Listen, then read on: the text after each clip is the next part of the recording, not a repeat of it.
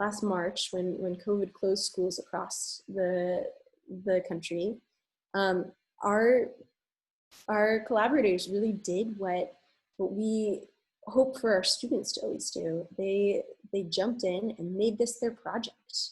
They failed forward. They got stuff up and running 2 days after we had closed the school. And over the whole entire spring, they constantly were in touch with families and students, getting feedback, iterating, changing the program to adjust and fit each and every student. And so next I'd like to kind of take you a little bit on our tour of what we did last spring, and then round out with what we're hoping to do next fall. So early March, we've just transitioned online. We're still in that exploration phase. And so a lot of our collaborator staff looks for the kind of projects that will work well online. So this is our 2nd, 3rd grade class, and they turned their biography project into an animated stop motion biography project. Their days were part synchronous, part asynchronous. They'd have these asynchronous tasks to do that were accompanied with videos. And then they'd have synchronous kind of office hour times that they could come in for help, and also a synchronous closing time to talk as a community. And they had tasks that they had to do that were sort of writing tasks, math tasks, and then project tasks, as well as movement, and then some optional additional explorations.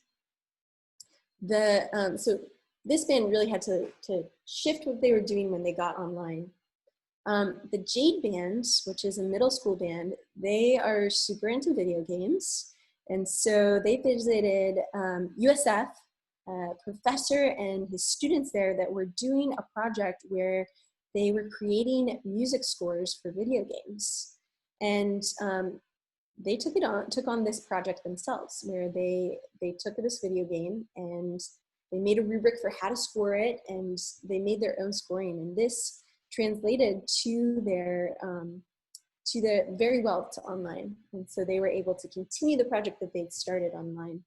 They got every week a sort of weekly playlist of goals, as well as a schedule of when was synchronous and when was asynchronous. And so that this could be tailored to kids who needed more synchronous time, and those who needed more asynchronous time. So there was a sort of social morning check-in, as well as a Zoom room for anybody who needed extra one-on-one attention or small group attention.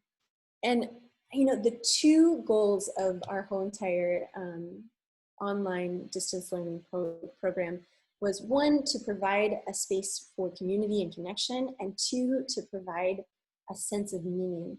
And so, I think by trying to really get into what felt engaging and meaningful to kids, we were making meaning. And then on Brightworks Central, we kind of made this the hub for all of those social connections that the kids were really missing, being isolated in their home. So this was our virtual beach day.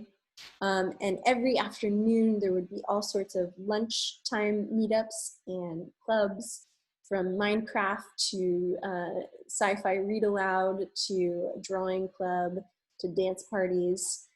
This was your place to come to connect with people from afar. Halfway through distance learning, I think teachers and parents the world over were discovering that without that social motivation of having your peers there with you, it was really hard to get students to do anything that they didn't want to do and didn't feel really meaningful to them. And so this happened to be when we transitioned into our expression phase, which seemed to be kind of the magic thing that these students needed to really leverage the thing that they felt passionate about to really continue their learning. So, that band that we looked at before, the 2nd and 3rd graders, Some of them were really into cooking and cooking with their families, and so made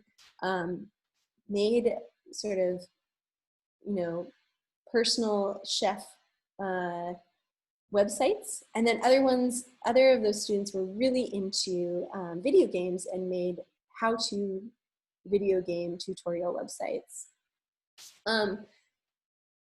Up in the upper grades in middle school, where kids are a lot more autonomous, the students filled out declarations, and you get a chance to look at one of those declarations. These two girls created a song together, and so they made their goals.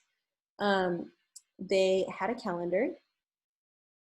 Ooh, and actually, I think I'm not in their declaration. Let's do their declaration. I feel like that has some really juicy stuff in it. So they had their essential questions, their project pitch, their production, skill, and academic goal, the inspirations that they used to build those off of, you know, what mentor work really were they building off of, the research that they were building off of, and the adults that were going to be their partners and helpers in this, as well as you know, digital resources they would need, milestones that they would hit, and a kind of sketch of how those milestones would be hit. And then each week they did their documentation. And so they'd have calendars, and they'd reflect on, they'd have evidence of what they did, and they'd do reflections on that evidence. And yeah, and one more thing I wanted to show you is the project rubric. So part of every personal project, students create a rubric for really evaluating their own work.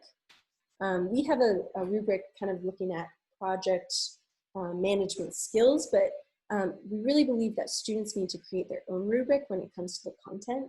So they created their own rubric based on those mentor text examples.